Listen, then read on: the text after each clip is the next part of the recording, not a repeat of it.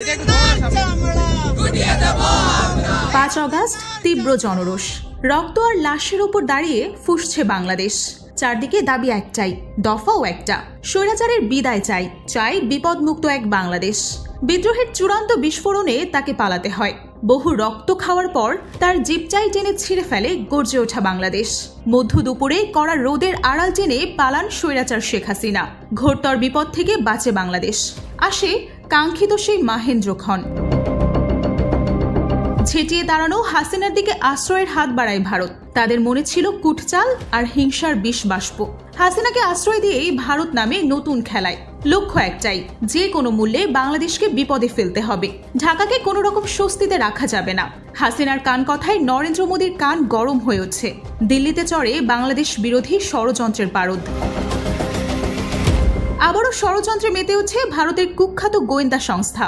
বাংলাদেশের অভ্যন্তরে নানা রকম আন্দোলনের বীজ বুনতে চায় তারা। মাঠে নামানো হয় কিছু লোককে। আপাতত খানিক সফলতাও মেলে ভারতে। সদ্য ফ্যাসিস্টের হাত থেকে মুক্তি পাওয়া দেশটা আকস্মাত এসব আন্দোলনে কিছুটা কেঁপে উঠলেও ঠিক তাল সামলে নেয় ঢাকা। ডক্টর মোহাম্মদ ইউনূসের দূরদর্শী নেতৃত্বে বাংলাদেশ ঘুরে দাঁড়াতে খুব একটা সময় নেয়নি। এমনকি শেষ পর্যন্ত না পেরে আদানিকে দিয়ে চালা হয় নতুন চাল। বকেয়া চাওয়ার নামে বিদ্যুৎ ঘাটতি ফেলারও চেষ্টা করা হয় বাংলাদেশকে, তবে কাজ হয়নি। রিজার্ভ বাড়ানো থেকে শুরু করে আদানির মুখের উপর ডলার ছুড়ে মারা সবই সফলভাবে করেছে বাংলাদেশ। উল্টো হাসিনার বুদ্ধিতে সব জায়গাতেই ধরা খেয়েছে ভারত। নালিশের পর নালিশ করেও আমেরিকা থেকে লন্ডন কোথাও সুবিধা করতে পারেনি দিল্লি। উল্টো হতাশার হাপিত্যেশে ভারতের হয়েছে নাকাল দশা।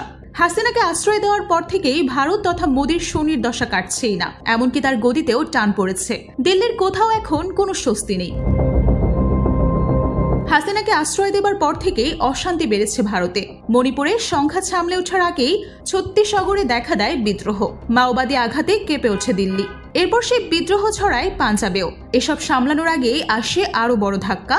অবৈধ ভারতীয়দের ফেরত পাঠাতে শুরু করে আমেরিকা। খেলা শেষ সেখানেই নয়। হাসিনাকে আশ্রয় দেবার পর দিল্লি যেদিকে চায় সাগরও শুকায়। কেবল ভারতীয়দের ফেরত পাঠিয়ে থামেননি ট্রাম্প। কর আরোপের নামে মোদীকে ফেলেছেন বড় বিপদে। ব্যবসায় লালবাতি জ্বালিয়ে তিনি মোদীর হাতে ধরিয়েছেন আস্ত হারিকেন। ট্রাম্পের সাথে সমঝোতা করার আগে এলো কাশ্মীর ধাক্কা। পেহেলগামে হামলার ঘটনায় মোদী নিজেই নিজের বিপদ বাড়িয়ে নিলেন আরেক ধাপ। পাকিস্তানকে ফাঁসাতে গিয়ে তার নিজেরও গলায় ফাঁস। পাকিস্তান আকাশসীমা বন্ধ করায় ভারতীয় বিমান সংস্থাগুলোর ব্যবসা লাটে। মোদীর তাই অন্তর ফাটে। হাসিনার কথায় বাংলাদেশ নিয়ে খেলতে গিয়ে এবার মোদী বড় ফাটকে আটকে দিয়েছে। এবার নিজের গদি রক্ষা করাই তার জন্য বড় চ্যালেঞ্জ। নিজের গদি হারানোর পর মোদীর বিপদে বাড়াচ্ছেন হাসিনা। তার কথাই নিচেই দিল্লি ডাকছে নিজেদের বিপদ। বলছে সময় হাসিনা হাত দিয়ে যা ছোঁয় এখন তাই যেন দুঃখ হয়ে যায়।